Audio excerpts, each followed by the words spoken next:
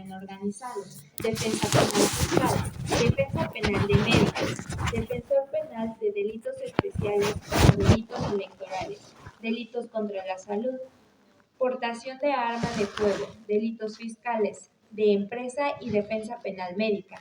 Titular de la firma Miguel Estrada, firma legal, quien nos hablará sobre las implicaciones médico-legales del abuso infantil. Recibámoslo con un fuerte aplauso.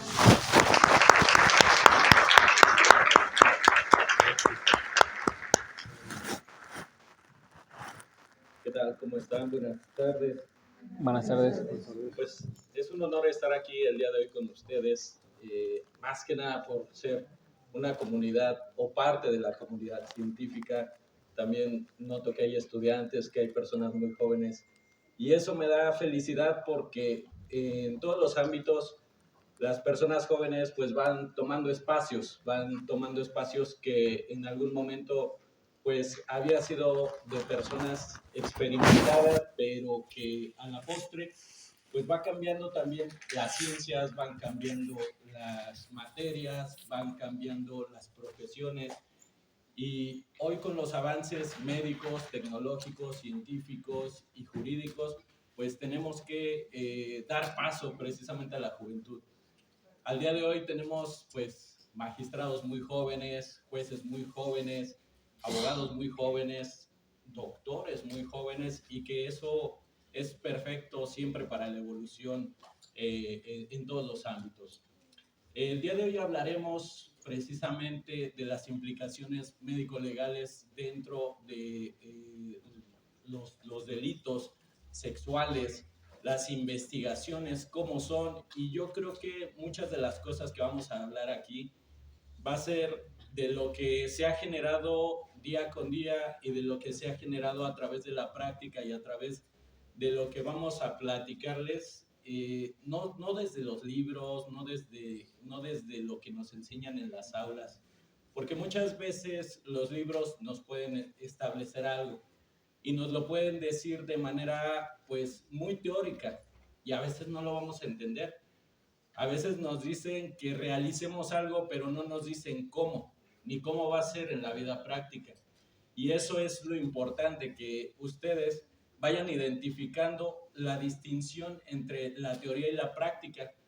¿Para qué? Para que ustedes puedan aplicarlo de manera más correcta y que tengamos mejores prácticas en el actuar diario de todos los profesionistas.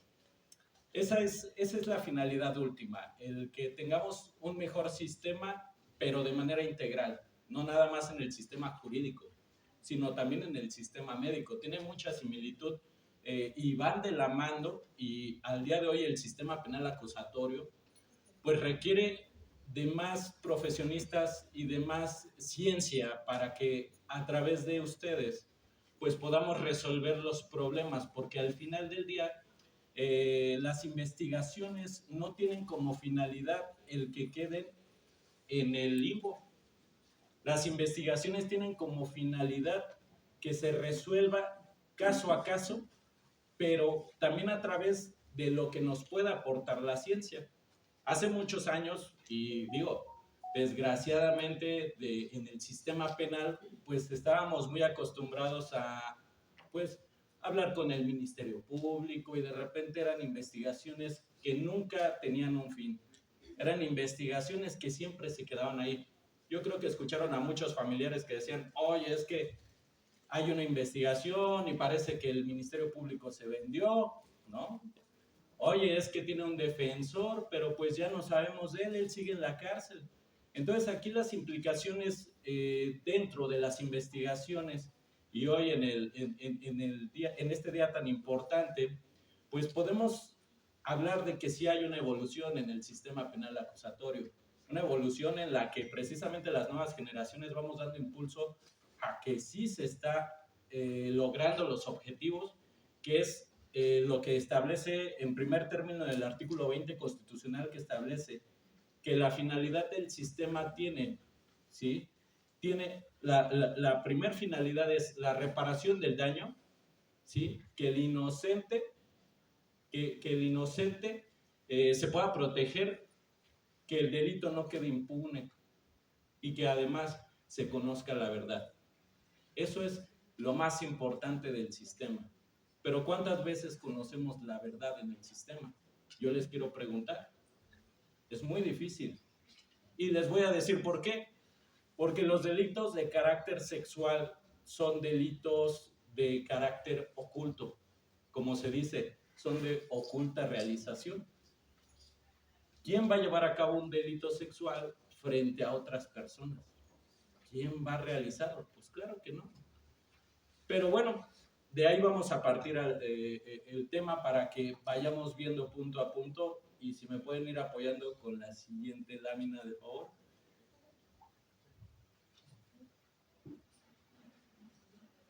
Perfecto. En este tema vamos a nosotros poder ir viendo. Sí puedo mover el micrófono, ¿verdad? Muchas gracias.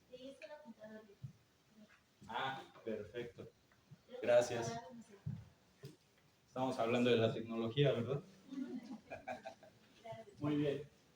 Bueno, primero debemos de tener el contexto de la investigación. Antes creíamos, o antes, más bien, se manejaba la investigación como un monopolio. ¿Un monopolio qué quiere decir? ¿Qué quiere decir un monopolio? Algo que está cerrado, ¿no? Algo que nada más lo tiene un grupo. ¿Y ese grupo quién lo tenía? Pues lo tenía la Fiscalía o el Ministerio Público, como anteriormente se conocía. Ahora la investigación, ¿quién la puede realizar? Ahora la investigación la puede realizar tanto Ministerio Público, pero también ahora los abogados defensores podemos investigar. Obviamente de ahí viene algo que se llama técnicas de investigación, que es un tema ya un poquito aparte, ya más especializado. Pero ¿a qué voy con esto? Que la verdad no siempre la va a tener el Ministerio Público, ¿sí? La verdad también la podemos tener a partir de lo que la defensa puede investigar. Y eso se llama teoría del caso, porque podemos tener dos teorías diversas. El Ministerio Público va a tener la teoría de cómo se realizó algún hecho, y la defensa puede tener también su teoría de cómo se realizó. Pero no solamente eso, ahora participa también la víctima. La víctima participa a través de una figura que se llama asesor jurídico. El asesor jurídico vela por los derechos de la víctima, ¿sí? Ahora se puede integrar en la investigación, porque a veces, no sé cuántas veces han escuchado que el Ministerio Público dice, ya no quiero investigar. ¿Y por qué no vas a investigar? Porque para mí tal vez ese hecho que ocurrió no es delito. Porque ese hecho, la víctima parece que es incongruente. Ok, pero la víctima ¿cuántos años tiene? Tiene 4 años. A veces nos ha dicho el Ministerio Público que la víctima no nos dice dónde fue el hecho. Las fechas. ¿Sí? Entonces, aquí tenemos ese sesgo tanto cultural, ese sesgo de íntima convicción que quiere decir lo que yo creo, y no nos pasa nada con ministerios públicos, nos pasa con jueces. Yo he tenido jueces que me han dicho enfrente que el menor nos tuvo que haber dicho las fechas, y si ya las estableció así, así se deben de quedar. Bueno, pues ¿qué tenemos que hacer?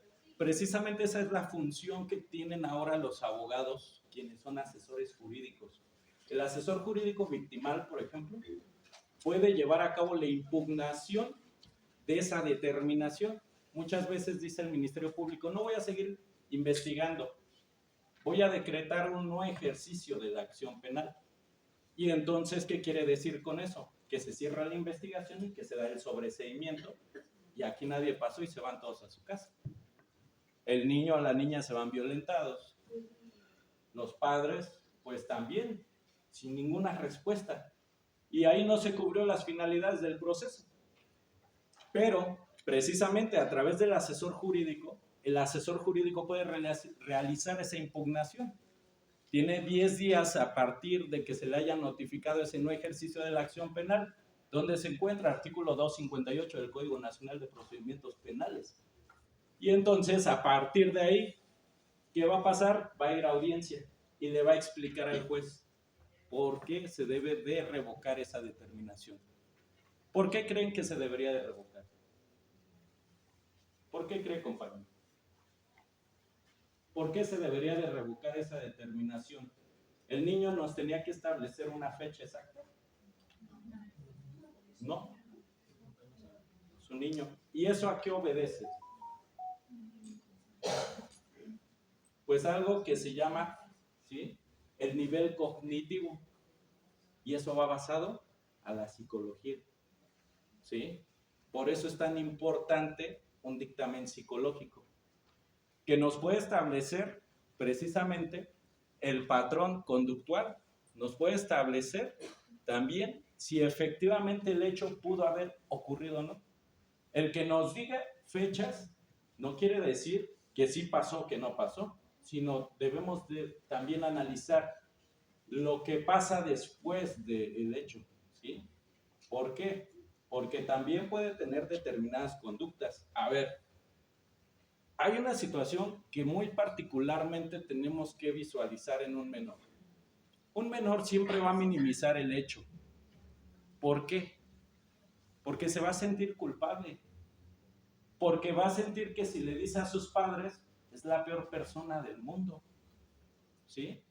O que está traicionando al señor que lo tocó, al tío que lo tocó, que era su mejor amigo, ¿no? Que le daba los juguetes, que le daba el regalo, que le daba el chocolate, pero siente que está traicionando a esa persona y que se está traicionando a sí mismo y que está traicionando a sus padres. Y entonces, ¿qué va a decir el menor? Está acorralado. ¿Sí me explico? ¿Por qué?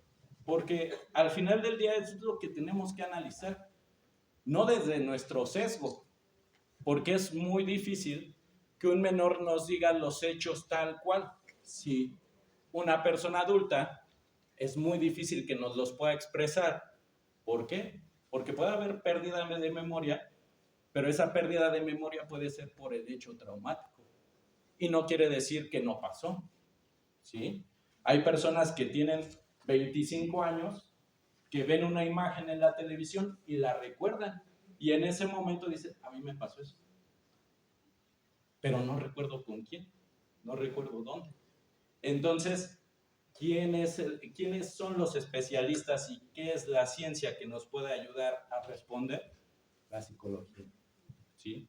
Por eso es bien importante estar de la mano con la psicología, que nos va a establecer, pues a partir de eso, por ejemplo, había una depresión, había una modificación en el sueño, había una modificación en su forma de ser. Antes a lo mejor era alegre, ahora no.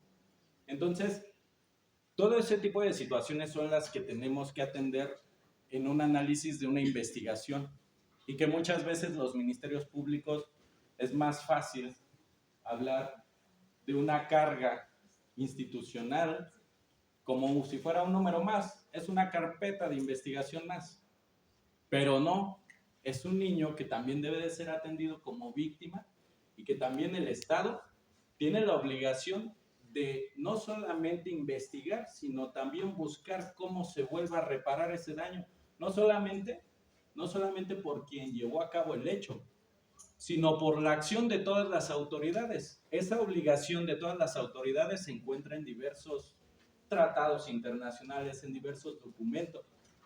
Tenemos, por ejemplo, la Convención Belém do Pará, ¿sí?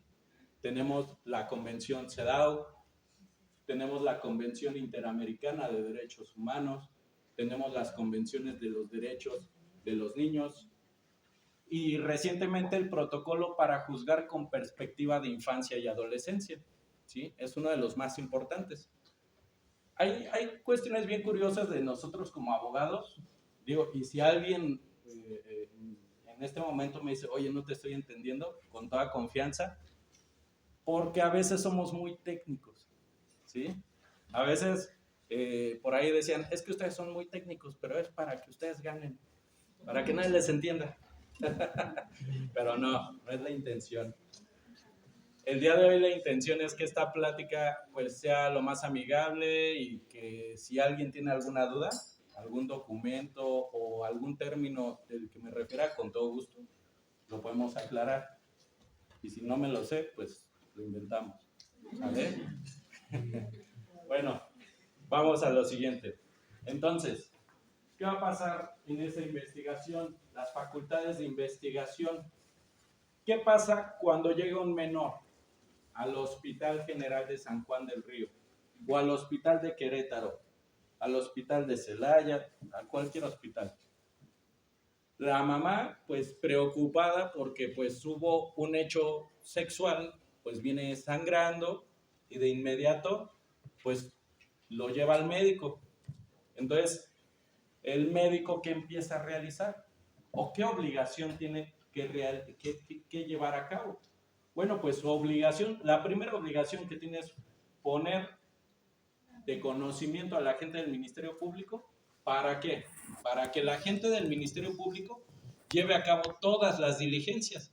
¿Dónde se encuentra esa obligación? Artículo 21 constitucional, ¿sí? La obligación y la facultad para llevar a cabo todos los actos de investigación. ¿Por qué? Porque si el médico empieza a realizar de mano propia algún acto, bueno, lo acabo de decir, hay asesores jurídicos y hay defensores, que somos el abogado de cada parte. Bueno, yo como defensor, por ejemplo, de una persona que pudiera estar implicada en esos hechos, ¿qué es lo primero que voy a analizar? Esos registros. Voy a analizar cómo se recabó esa evidencia. Y a partir de cómo se haya recabado esa evidencia, lejos de estar beneficiando al proceso, pudiéramos afectarlo. ¿Y cómo se afecta un proceso? Hay algo que se llama nulidades, ¿sí? Cuando algo se establece que es nulo, ya no tiene validez en el proceso. Por eso hay que tener mucho cuidado en cómo se lleva a cabo la recabación, la reproducción, cómo llevamos la obtención de cualquier evidencia, ¿sí? Porque ahora en el sistema penal acusatorio, sí han escuchado ahora que todos los juicios son orales, ¿verdad? Sí. Ahora el juez ya no tiene un expediente en sus manos. El juez, todo lo que conoce es de lo que le decimos las partes. Lo que le dice el asesor, el MP, el defensor. Pero ahora el juez va llevando sus anotaciones y de acuerdo a sus anotaciones y sus criterios, su experiencia, es como va a resolver. Pero antes tenía 6 meses, 7 meses, ahí tenía en su escritorio un expediente para poder resolver una sentencia. Ahora no. Ahora tenemos un plazo tanto de investigación como de fase probatoria para poder obtener un resultado, una sentencia, ¿sí? Entonces, ahora ha cambiado el sistema y por eso tenemos que ser muy cuidadosos, porque anteriormente esa nulidad probatoria era muy difícil que se diera. Les voy a decir por qué. Porque antes el Ministerio Público tenía algo que se llamaba fe pública. La fe pública es que el Ministerio Público lo que hiciera o lo que dijera se podía dar de veraz, podía ser eficaz. Y ahora no. Ahora el juez puede cuestionar si lo que está diciendo el Ministerio Público es verdad, si lo que está diciendo el asesor jurídico es verdad. ¿Y cómo lo voy a sustentar? Con evidencia, ¿sí? Con evidencia probatoria, ¿correcto? ¿Todos bien o nos estamos durmiendo? Muy bien. Entonces, ya vamos entendiendo que las finalidades del proceso es conocer la verdad, proteger al inocente, que no quede impune la persona que pudo haber sido culpable y conocer la verdad de los hechos. Ya conocimos que quien tiene facultades de investigación es el agente del Ministerio Público. Cuando existe un hecho, se le tiene que hacer del conocimiento de manera inmediata, ¿sí? Por ejemplo, cuando detienen a una persona, se tiene que poner de manera inmediata, por eso a la agente del Ministerio Público. No primero ponernos a investigar, bueno, a ver, ¿qué más te has robado? Bueno, a ver, ¿a cuántas personas más has tocado el día de hoy? Me voy a poner a investigar ahorita. No, sino de manera inmediata vamos a hacerle el conocimiento al Ministerio Público, porque si bien ahora cualquier persona puede detener a otra persona, pero para detener a una persona, primero debe de estar llevando a cabo el hecho en ese momento. Hay algo llamado flagrancia, no fragancia, flagrancia, ¿sí? Un delito flagrante que se ve a todas luces, que deslumbra, eso quiere decir la flagrancia. Entonces, si estoy viendo que en este momento hay un teléfono ahí y alguien lo toma, pero que no es de esa persona, pues está cometiendo el delito de robo, ¿no?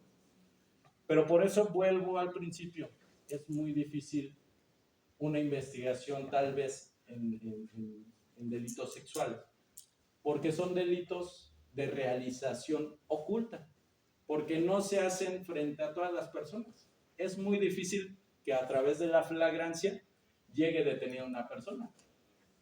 Regularmente, ¿qué es lo que va a pasar? Regularmente vamos a ver que las personas van a llegar por citatorio, le van a mandar un citatorio al agente del Ministerio Público para que venga a rendir su entrevista, ¿no? O a veces ya van a llegar a través de ¿qué? De una orden de aprehensión, porque van a decir, oye, pues tengo todos los datos suficientes de que la persona pudo haber estado en el lugar de los hechos, era el padrastro, era el tío, era el sobrino, y entonces tengo los datos suficientes para establecer que esta persona pudo haber participado en el hecho, ¿sí? Ahora, en el sistema penal acusatorio, de acuerdo al artículo 316 del Código Nacional, no nos establece que para que una persona sea sometida a proceso tenga que ser culpable, ¿eh? Sino que haya probabilidad de que haya participado en el hecho. Por eso es que muchas personas dicen, oye, es que ya está detenido y está en prisión preventiva. Bueno, es que la prisión preventiva es una medida cautelar en lo que investigamos, que no debería de ser así. Una persona debería de estar en prisión en el momento en el que ya tenemos todos los datos suficientes para que esa persona se pueda establecer efectivamente su culpabilidad, ¿sí? Podría ser una pena anticipada, porque muchas veces las personas van a prisión y ya después de la investigación le dicen, híjole, pues, ¿qué cree que no fue usted? Una disculpa. Pero pues ya mientras echaron 2, 3 años, ¿no? En prisión. Pero bueno, esos son los detalles de las malas prácticas que a veces se han seguido realizando en el sistema penal. Pero, ¿cuál es el objetivo? Como lo platicábamos, pues buscar lo más cercano a lo que pudiera ser la verdad, a través de razonamientos, ¿sí? ¿Y qué es? Los razonamientos del hecho que nos puedan exponer.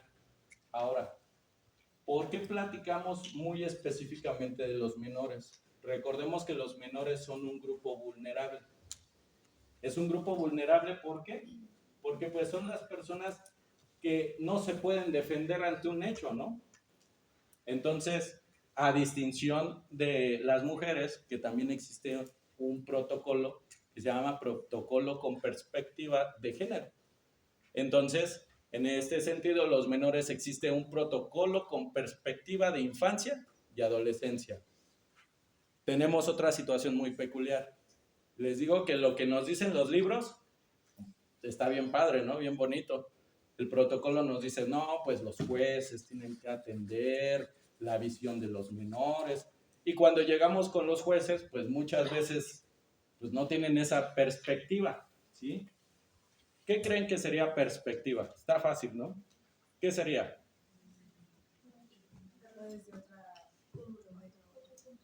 Otro punto de vista. Pero ser objetivos al momento de resolver un caso, tomar en cuenta todos los aspectos que implican a la persona que estamos atendiendo, como en este caso si es un menor, pues sabemos que puede no tener claras las fechas en las que ocurrió el hecho, que pues todo lo que conlleve dependiendo de la edad o del menor de edad. así es. Tenemos que tomar en cuenta todos esos aspectos. Sí, exacto. Pero más bien como tener en cuenta que la menor debe de estar por encima de todo. Así es, algo que se llama el interés superior del menor, ¿sí? Muy bien, muy bien. Entonces, pero no solamente es ponernos del otro lado, sino verlo desde ese punto, ¿sí? Porque a veces también tenemos que entenderlo, porque nosotros, pues, ya a lo mejor a través de nuestra edad, pues es muy difícil reconstruirnos, ¿no? Para tener una idea distinta. Nos es muy difícil, porque, pues, si a veces no nos podemos poner en el papel de nuestra pareja, pues, ¿cómo nos vamos a poner en el de un niño, no? Porque además, la generación que pasó o que pasamos nosotros no es la generación que se encuentra al día de hoy. Al día de hoy, por ejemplo, ya con esta situación tecnológica de la inteligencia artificial, ¿sabían ustedes que ya puede ser delito modificar un cuerpo que se lo solicitas a la inteligencia artificial? Pero no sé si vieron este caso del muchacho del Politécnico. Pero él nada más lo que hizo es agregó la imagen de esta chica y automáticamente la inteligencia artificial lo hizo, ¿sí? Y entonces ahí tenemos algunas situaciones, porque ¿cómo se maneja el derecho penal? El derecho penal se establece a través de normas que tenemos nosotros que respetar, ¿sí? Y entonces en el momento que no las respetamos, estamos encuadrando nuestra conducta en un delito. ¿Dónde se encuentra? Todos lo sabemos, ¿no? Código penal.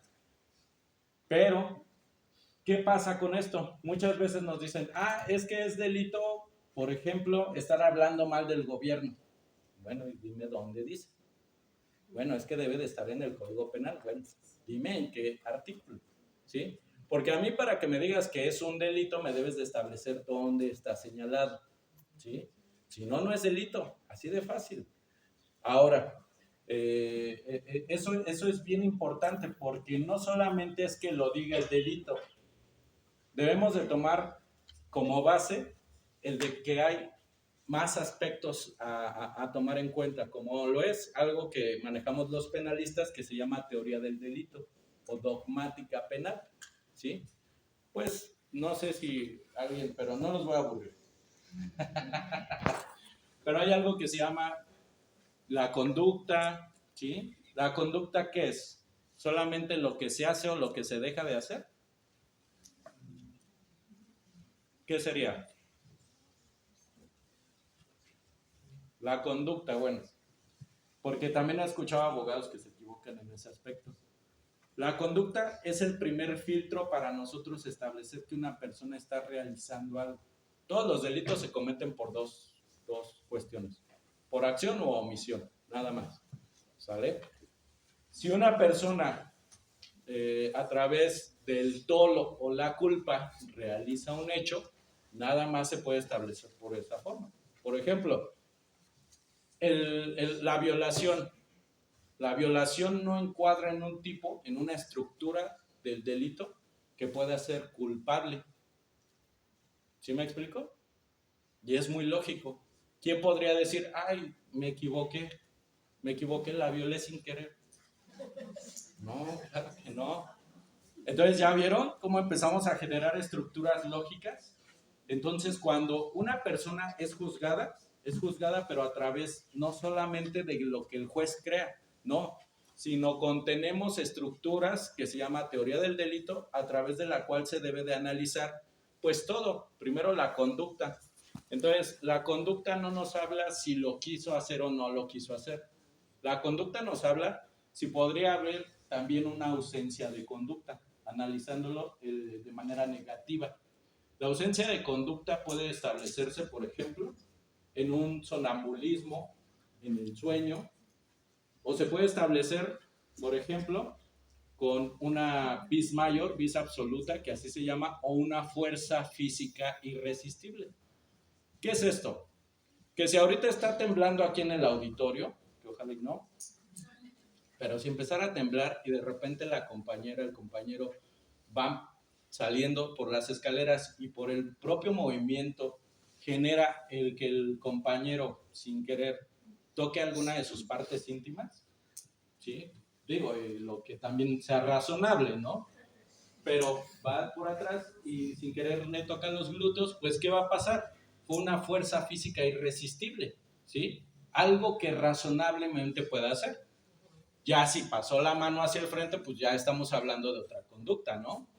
Pero hasta lo que razonablemente dentro de la estructura podemos hablarlo. Y entonces muchas veces eso no se analiza. Muchos abogados dicen, ay, mejor vamos a llegar a una negociación, o tú di que sí eres culpable y ya, ¿no? Entonces, no. Nosotros tenemos esa tarea de analizar cómo se llevó a cabo el hecho, ¿sí? Y entonces esto lo puede originar. ¿Y esto qué originaría? Un excluyente del delito. Al derecho penal no le interesaría si tú no lo realizaste a través de una conducta, que tú lo quisiste llevar a cabo, ¿sí? Y a veces me dicen, es que la persona no quiso matar. Bueno, ¿por qué no quiso matar? Bueno, pues es que se le disparó el arma, pero sí tenía la intención, ¿no? La llevaba para eso, pero en ese momento se le disparó el gatillo.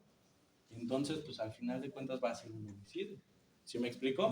Pero entonces tiene que analizar el juez a través de esas estructuras lógicas, ¿sí? Y asimismo en los delitos sexuales.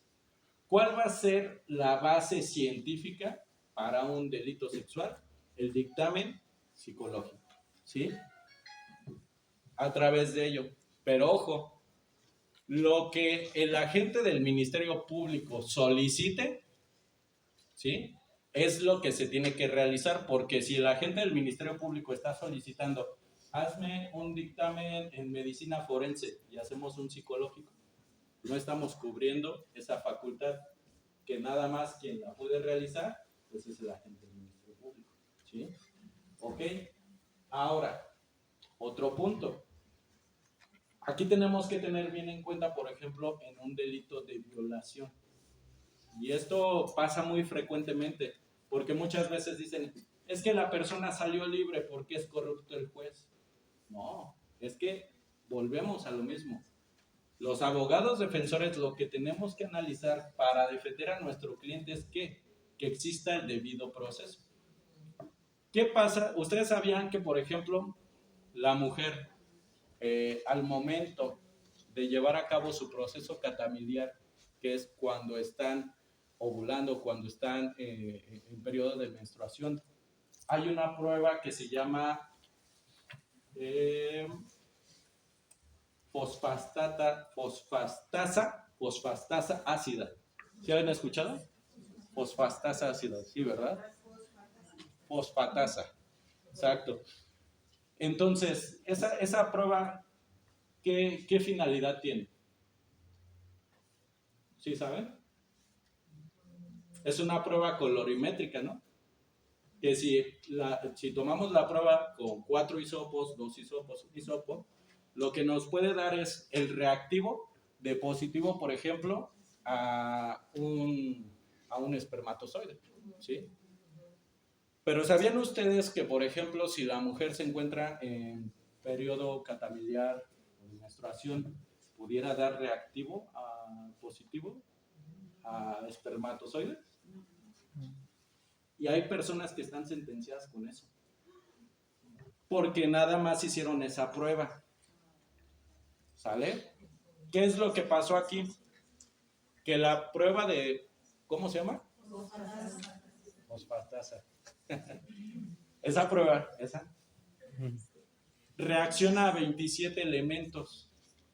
Y entonces tenemos, por ejemplo, nosotros que analizar si ese elemento, al momento de estar en audiencia, era una prueba de corroboración o de comprobación. Porque nada más es de corroboración. Lo único que nos va a decir es que es compatible. Pero no nos está diciendo que efectivamente es de una carga seminal de una persona con tales características, bla, bla, bla, que para ello sería una prueba en genética. Y la prueba de comprobación sería la más exacta o la que tuviera menos error, porque también hay pruebas que pueden tener un margen de error. Y una prueba que tiene menos error o menos margen de error sería la prueba del P30. Y esa prueba sí nos podría hablar hasta del grupo familiar genético de dónde podría venir ese semen. No nos puede decir el nombre. pero sí nos puede decir el grupo familiar, ¿correcto? Hay un libro muy bueno aquí afuera que se llama Delitos Sexuales del Grupo Trillas. Si alguien tiene la oportunidad de adquirirlo, quien sea estudiante de psicología, de medicina, de derecho, ese libro es muy bueno porque habla precisamente de eso. Y entonces, a partir de ello, podemos nosotros generar ahora nuestra visión del uso de la ciencia para efectivamente o defender a una persona que está siendo culpada de manera injusta o incorrecta, que no hay suficiencia, o también podemos defender a una persona que está siendo víctima del delito. ¿Sí? ¿Qué les parece? Es extremo, ¿no? Cómo una persona puede pasar 20, 30 años por un delito cuando no le comprobaron de manera exacta o correcta. Y entonces eso es lo crítico en el sistema. Entonces por eso necesitamos mejores psicólogos, mejores médicos, mejores abogados, una mejor visión de personas más preparadas para poder enfrentar este tipo de casos, ¿sí? Vamos a pasar al siguiente tema y apenas vamos en el primero. Bueno, ¿ya se cansaron? Vamos a seguir. Protocolos de investigación y actuación, ¿sí? Rapidísimo. Protocolos. Muchas veces, como lo habíamos platicado, en audiencia, pasa mucho que los jueces no tienen esta visión, ¿sí?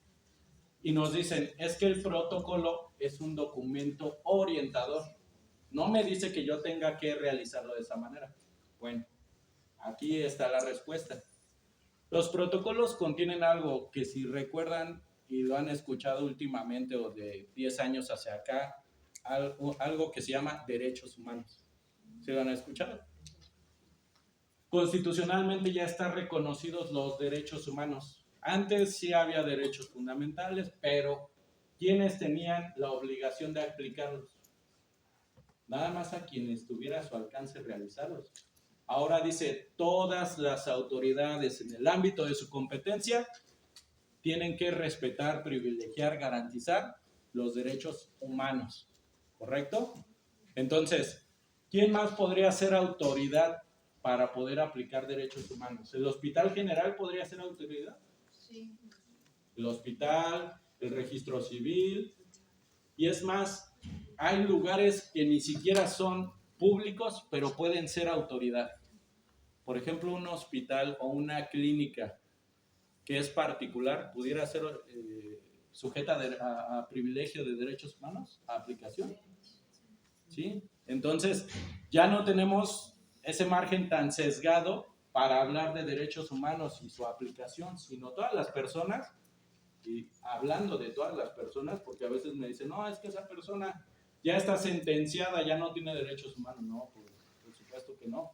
Esa persona todavía tiene la oportunidad de comprobar su inocencia, ¿sí? A pesar de que ya se le dictó una sentencia definitiva. ¿Qué tal? Y recabamos un video que no teníamos disponible, en el que nos establece que esa persona no participó en ese hecho. Y lo obtenemos después de 5 o 10 años después de su sentencia, pero que su sentencia era de 50 años. Esa persona, imagínense, ¿no? O sea, ya podría obtener su libertad a partir de ello. Pero bueno, la aplicación de protocolos tienen o contienen derechos humanos. Entonces, ¿qué es lo que se aplica dentro del protocolo? El derecho humano a privilegiar, ¿sí? Vamos a tener la perspectiva de infancia y adolescencia, que ya platicamos. Y hace un ratito escuchaba a la anterior ponente que nos hablaba de identificación de la vulnerabilidad en cuanto a algún poder que pudiera existir. Cuando hablamos de perspectiva de género, forzosamente tenemos que hablar de eso que se llama asimetría de poder. Tenemos que identificarlo, ¿sí?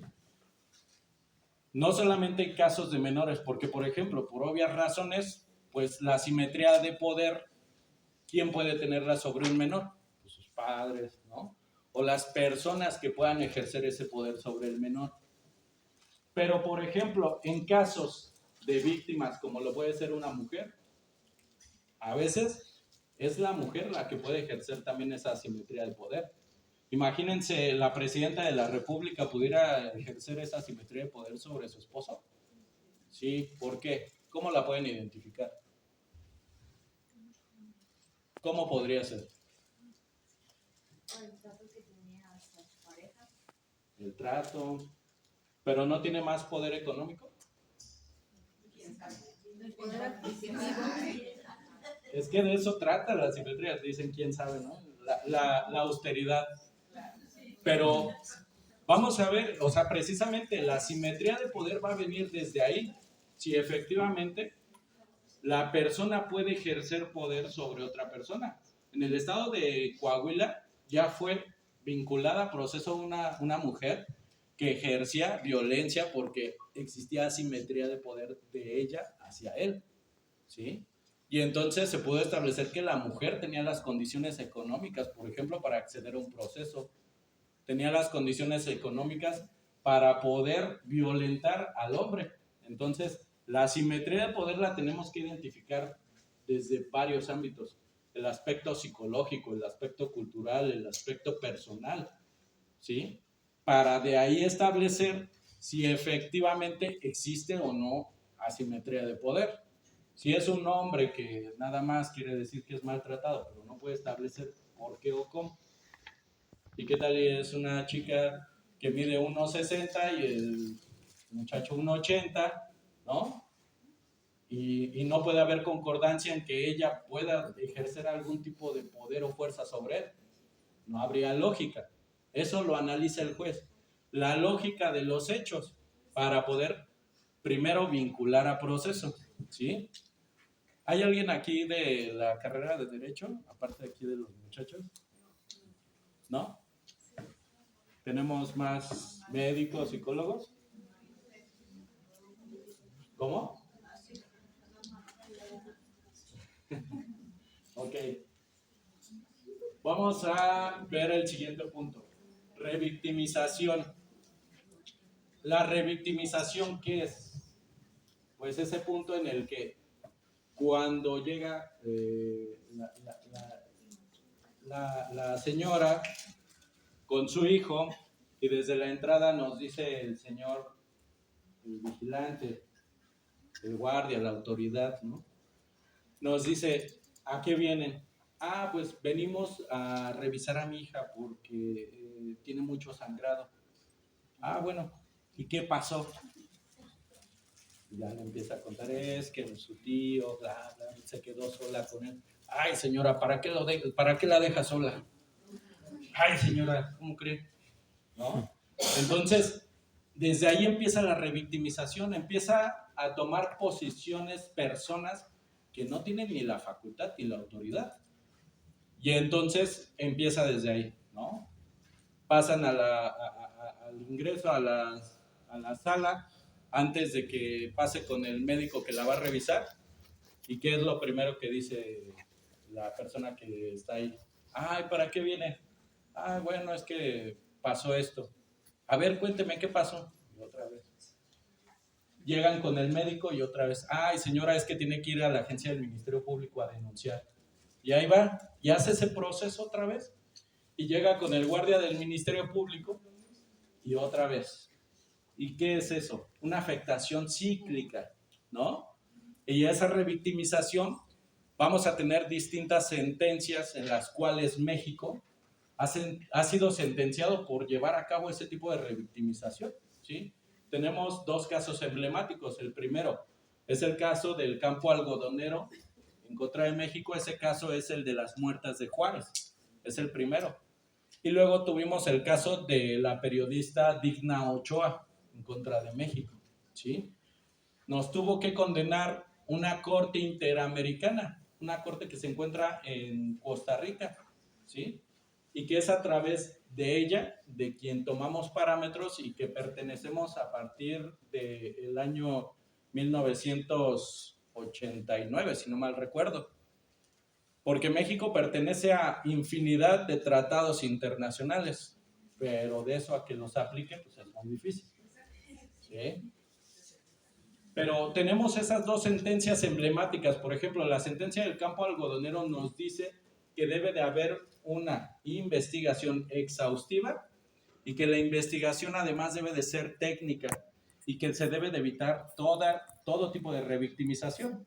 Entonces, si un menor nos dijo que pasaron los hechos de cierta circunstancia, ¿por qué lo traemos 5 o 6 veces a querer volver a escuchar ese hecho? ¿Sí? Y pasa muy seguido, porque luego el Ministerio Público nos dice, bueno, pues que venga el menor otra vez a decirme cómo fueron los hechos. Ay, es que no le entendí. O que nos venga a decir las fechas. Entonces, eso se llama revictimización, ¿correcto? Es lo que se está evitando a través de estas sentencias, que la Corte dijo que no se puede estar entrevistando a un menor más de 2 veces y que además la entrevista de un menor, ¿cómo se debe de llevar a cabo? Primero, debe de estar en un lugar donde se sienta cómodo, un lugar que sea apto para un menor y además un lugar que esté adaptado a la confianza que pueda generarse en el menor. Debe de existir un psicólogo experto, no solamente que sea un psicólogo, sino un psicólogo experto en atención de menores. Debe de existir ese acercamiento con el menor y debe de haber una persona de confianza, ¿sí? Pero ya me ha ocurrido, perdón, ya me ha pasado en algunas ocasiones, ya me ha ocurrido, el que llega la persona que es quien lo está violentando, si es la madre o es el padre, quien lo está violentando y lo está acompañando a las sesiones para ver qué es lo que dice. Entonces, desde ahí tenemos un grave error, ¿sí? Tenemos que tener mucho en cuenta que los menores son utilizados también pues para llevar a cabo la comisión de hechos delictivos. Y eso también nosotros no hemos entrado a ese tema, Ese es otro tema y muy aparte. Por eso es que el que se esté proliferando y el que se esté reproduciendo narcocorridos y se estén reproduciendo este tipo de situaciones que de manera muy natural, hoy salimos muy indignados de la violencia que existe hacia la mujer, pero pues nos subimos a nuestro carro y le subimos a Tito WP, a Peso Pluma, en la fiesta estamos ahí escuchándolos, dejamos a nuestros hijos que lo escuchen, ¿no? Y lo normalizamos y decimos, ay, está bien padre esa música, ¿no? Es el regional mexicano. Nos identificamos con el regional mexicano. Pero hay que identificar también si desde ese punto ya hay más niños queriendo ser narcotraficantes que queriendo ser médicos. ¿Por qué? Porque lo estamos reproduciendo y dejamos que se reproduzca, ¿sí? Y entonces, desde ese punto, no hemos notado que para un niño ya es muy natural si alguien se acerca, y como lo dije anteriormente, pues es un grupo vulnerable. Grupo vulnerable porque si es un niño en pobreza y le llega una persona que le entrega en ese momento 5,000 pesos, el niño va a hacer lo que le digan por 5,000 pesos. Por un celular, por un carro, por una moto, por unos tenis Jordan. Entonces, eso es lo que está pasando el día de hoy en nuestra sociedad. Y que también el Estado le está quedando a deber a los niños, pues el buscar erradicar todo este tipo de circunstancias, ¿no? Y no solamente niños, ya hay niñas que también participan dentro de estos grupos del crimen organizado, ¿sí? Entonces, ¿por qué se utiliza un niño? ¿Por qué creen? Porque es fácil de manipular y porque si llega a sentencia a través del sistema de justicia penal para adolescentes, pues su penalidad no es la misma que sería para un adulto, ¿no? 5 años en tratamiento, 5 años en internamiento, no es lo mismo a 20, 25, 30, 35, ¿no? Entonces ya por eso vemos a más niños participando, más niñas participando, también niñas que son parte de la trata de blancas, y entonces ya vemos mayor participación de grupos vulnerables y que es donde ha puesto el ojo el crimen organizado, es donde ha puesto el ojo pues varias células que al final del día pues viene a afectar esto, ¿sí? El tejido social. Y que pues nosotros como abogados pues lo escuchamos bastantes veces y ya llega a ser tan natural a veces como cuando ustedes realizan una intervención quirúrgica. Para nosotros ya en la oficina pues es muy usual que llegue una persona que fue violentada o que estamos defendiendo a la persona que violentó, ¿sí? Porque recuerden, a nosotros, nuestra tarea como abogados es defender a toda persona, ya sea víctima o ya sea imputado. Y recuerden que el imputado pues no es culpable hasta que no se dicte una sentencia, ¿sí? El único que puede juzgar, ¿quién es? El juez, ¿no? Antes decían Dios, ¿no?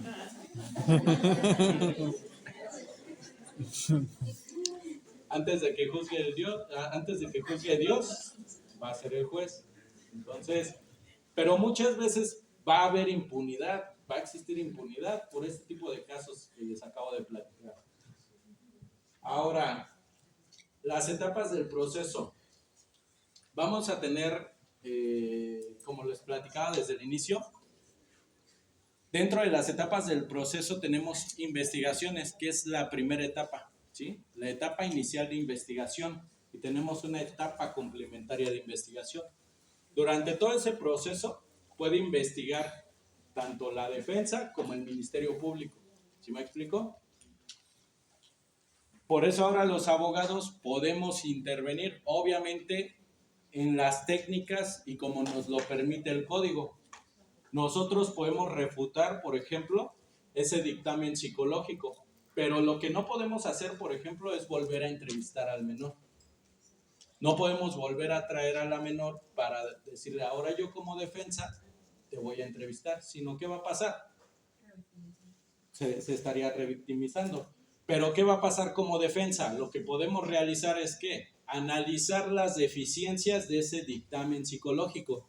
Y yo lo que voy a subir es al estrado a ese perito para ver si nos está diciendo la verdad. Desgraciadamente en ese punto, muchas fiscalías se han acostumbrado a copiar y pegar. Ya el dictamen que salió de una niña que el día de ayer se atendió, el día de hoy es el mismo. Y dice exactamente lo mismo. Ya nada más faltaría que le copiaran y pegaran el nombre, ya para que fuera tan evidente, ¿sí? Desgraciadamente eso está pasando. Y ya cuando llegamos los abogados a audiencia, o ya cuando llegamos los abogados a imponernos de lo que está en la carpeta, los registros de la carpeta, pues ya decimos, ay, otra vez ya se están inventando otro dictamen. Porque así como también hay menores que efectivamente fueron violentados, hay menores que también son utilizados ¿para qué? Para chantajear al papá, ¿no? Para decir, es que como no me da pensión, es que como ya anda con la otra, pues ¿qué voy a hacer? Iníciale por abuso sexual. Di que cuando te bañaba te tocaba y hoy te acordaste. Y ahora utilizan a los hijos. Entonces, esa es una situación, por eso les digo, ¿a poco ustedes no se defenderían de una acusación de ese grado? Por supuesto. ¿Y tendrían derecho a un abogado? Claro. Entonces, no solamente es porque lo realizaste o no lo realizaste, además te están haciendo una acusación falsa y te están creando una carpeta y te están haciendo todos los registros diciendo que la menor sí tiene una afectación y tú dices, oye, pero yo cuidé siempre a mi hija, yo nunca la toqué. Y no basta con que diga la abuelita que vaya de testigo y que diga, es que él no sería capaz, ¿no? Desgraciadamente hay padres que están dispuestos a sacrificar a sus hijos en un proceso, ¿para qué? Para obtener a lo mejor un beneficio. Bueno, pues si me das el 50% o el 100% de tus bienes, yo accedo y quito la carpeta. Entonces, ya entramos a otro punto más crítico, ¿no? Los intereses personales utilizando a menores, y eso sería violencia, ¿sí o no? Entonces, con mucha decisión. Pero Ahora, la violencia familiar también puede existir, la violencia en contra de los menores existe. ¿Dónde está establecida? ¿Sí? Por ejemplo, nosotros hemos analizado muchas veces la violencia familiar, que también la violencia familiar se puede dar a los hijos. No solamente es entre cónyuges, entre parejas, entre concubinos.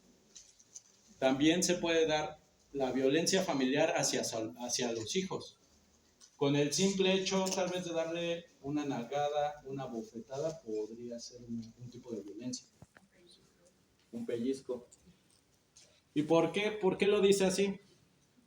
Y quien tenga oportunidad de verlo, de leerlo, está en el 217 bis, si no mal lo recuerdo, del Código Penal del Estado de Querétaro, que dice que toda persona que lleve a cabo algún daño a través de algún medio, pero un medio que podría ser con la mano, no nos establece que sea con un golpe, con una bofetada. Digo, yo por ejemplo como abogado penalista, ¿qué es lo que haría? Pues hablaría de la inconstitucionalidad, porque para que me puedan a mí sentenciar de un delito me deben de decir exactamente qué es la conducta que tengo que hacer o dejar de hacer.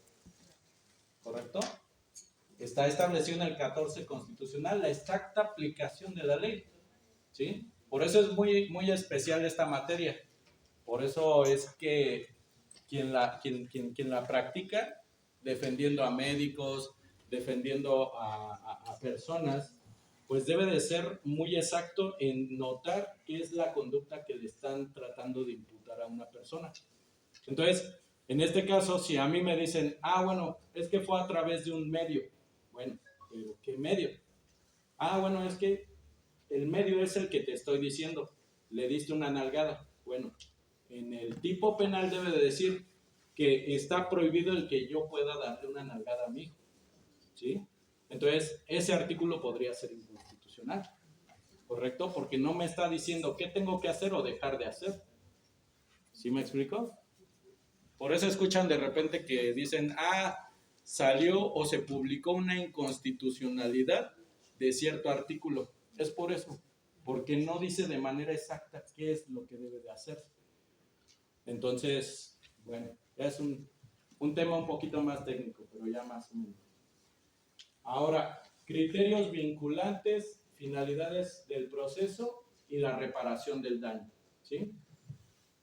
Al día de hoy, por ejemplo, para la reparación del daño, en un tema de abuso sexual, ¿sí han escuchado cómo se repara el daño? Económicamente. ¿Y creen que una persona económicamente esté reparada? No. No. La reparación al día de hoy debe de ser integral. Porque muchas veces nos dicen con 12 sesiones, con 13 sesiones. ¿Sí será así? Yo no lo sé, pero ustedes a lo mejor me lo pueden decir. Con 13 sesiones una persona, y a lo mejor un menor, pudiera recobrar la vida antes de, ¿podría ser igual? Yo creo no. Pero bueno, desgraciadamente a veces hemos tenido que estandarizar la justicia. Es decir, vamos a tomarlo por parámetros. Porque a lo mejor una persona puede ser más resiliente. ¿Qué tal una persona sí se cometió el hecho? Es más, existe hasta la grabación. Pero nos dicen, ¿qué crees? Que le hice el dictamen psicológico y pues no me arroja que la persona pueda tener alguna afectación, no hay alguna modificación. Entonces, las personas o a veces quienes estamos más en contacto con este tipo de temas, pues estandarizamos todo, ¿sí? Y nosotros decimos, bueno, pues es que como no hay afectación, no hubo el hecho. No, espérate, ahí está la grabación. Pero resulta que hay personas que pueden tener más resiliencia a ese tipo de hechos traumáticos, ¿no? Y entonces no quiere decir que no se originó el hecho, sino más bien la persona no lo resiente del mismo modo, pero tiene que ser reparada, sí. puede ser económicamente, efectivamente. Entonces, existen formas de reparación del daño, es más, hasta existen formas restaurativas de justicia. El perdón público, por ejemplo. Hay personas que dicen, yo no quiero tu dinero, yo quiero que me pidas perdón y que salga en el periódico, ¿no?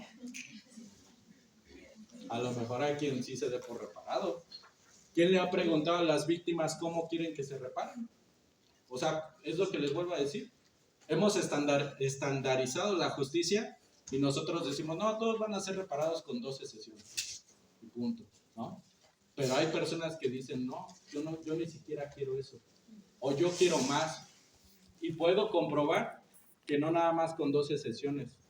Ya de aquí en adelante esta persona ya no va a ser igual. Este menor ya no va a poder tener el mismo desarrollo de acuerdo al trauma que le pudo haber generado. ¿Sí me explico?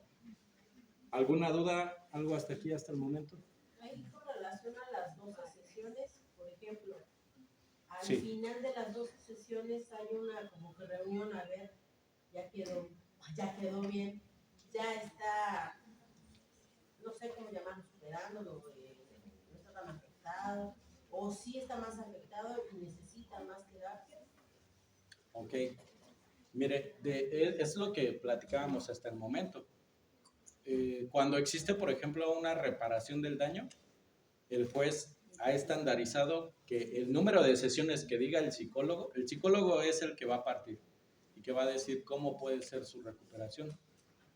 Pero puede ser que sí con 12 sesiones, puede ser con 5. Entonces, en ese sentido, no existe una junta posterior, sino si establecemos, o por ejemplo, el registro nos arroja que son 12 sesiones, son esas 12 sesiones la reparación del daño. ¿Correcto? ¿Alguien más?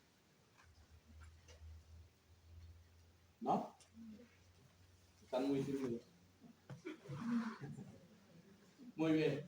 Aquí se encuentra el fundamento de por qué puede investigar la defensa y por qué puede investigar la víctima. Artículo 117 del Código Nacional de Procedimientos Penales es la facultad que le da a través de la fracción sexta el recabar y ofrecer los medios de prueba, ¿sí? Ya no tienen que llevar la defensa a un testigo al Ministerio Público. La misma defensa puede hacer los actos de investigación. Y la asesoría jurídica se le tienen que recibir todos los datos de prueba, ¿sí? O elementos probatorios. Porque antes decía el Ministerio Público, no. Yo soy el que investigo. Si quiero, yo lo hago. Si no quiero, no. Como les dije, ese monopolio ya se cambió, ese paradigma. Y al día de hoy ya se encuentra una investigación que puede ser horizontal, ¿sí? Una investigación que se puede debatir lo que la defensa tiene o lo que tiene el Ministerio Público, ¿correcto? ¿Sí, compañero? Sí. Muy bien.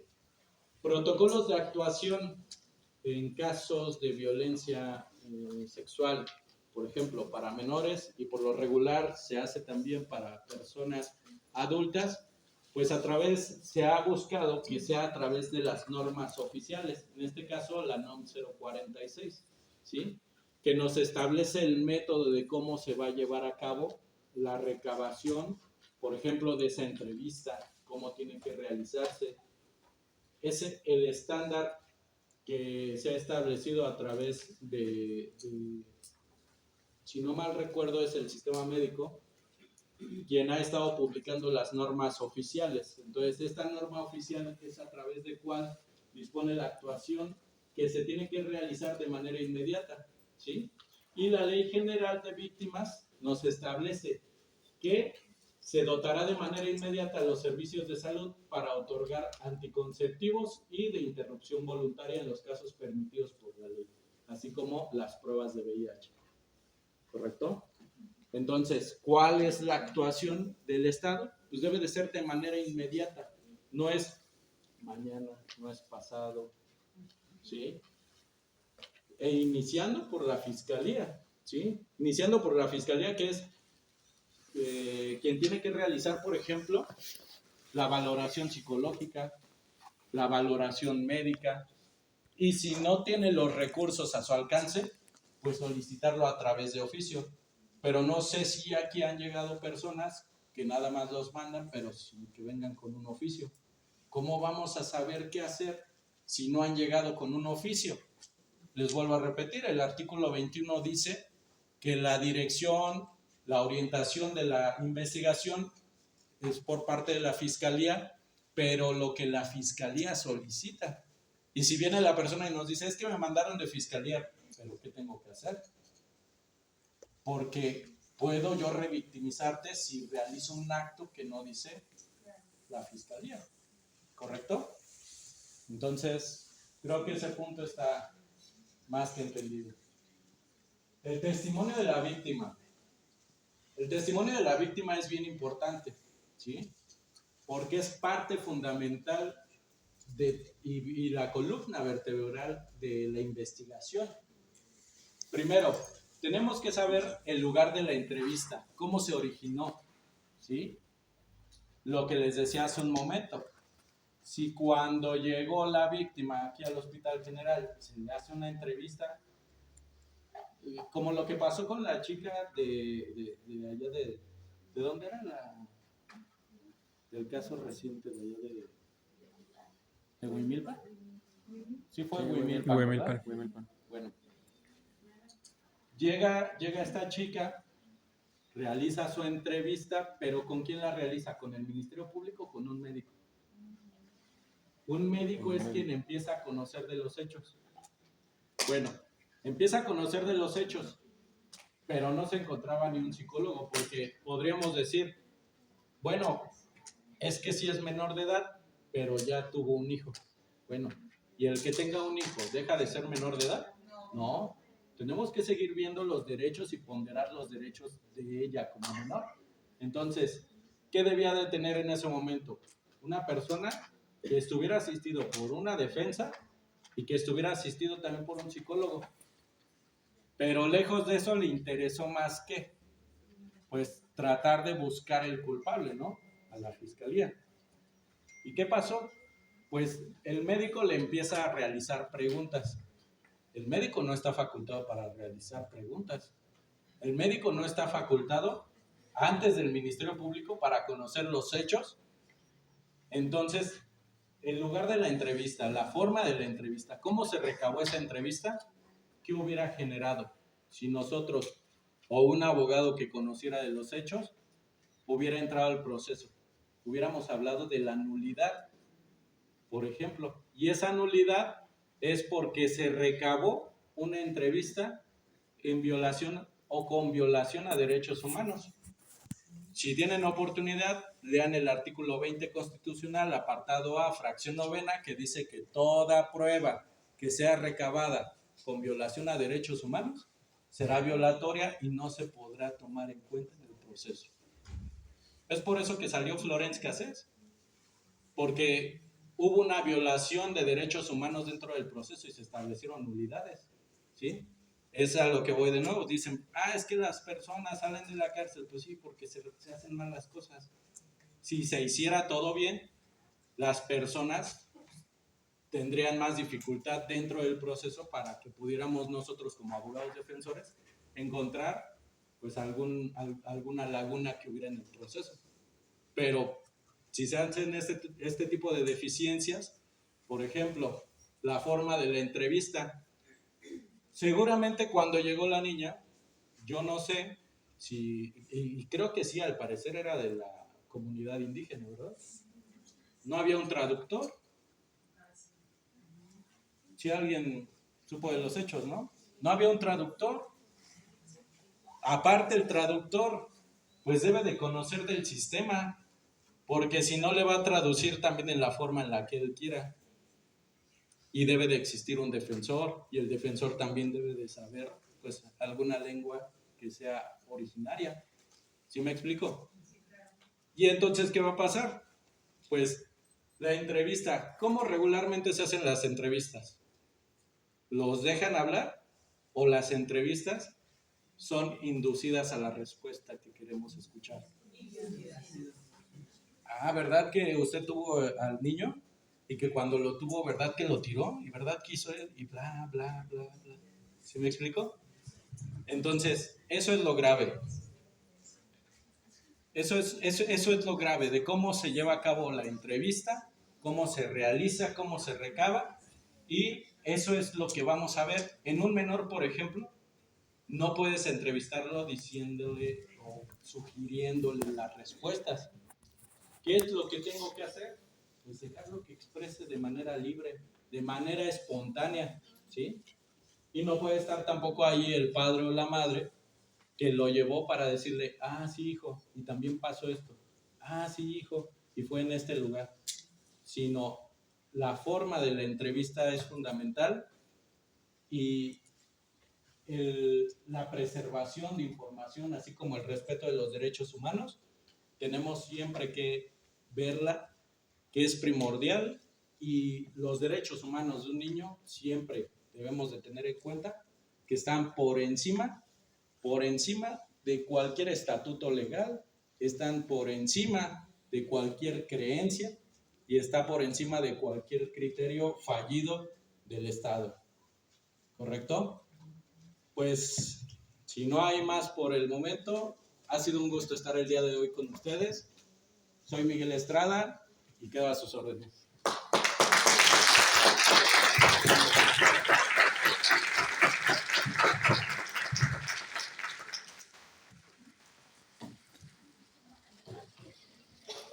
Hasta aquí, ¿alguien tiene alguna duda, pregunta, comentario?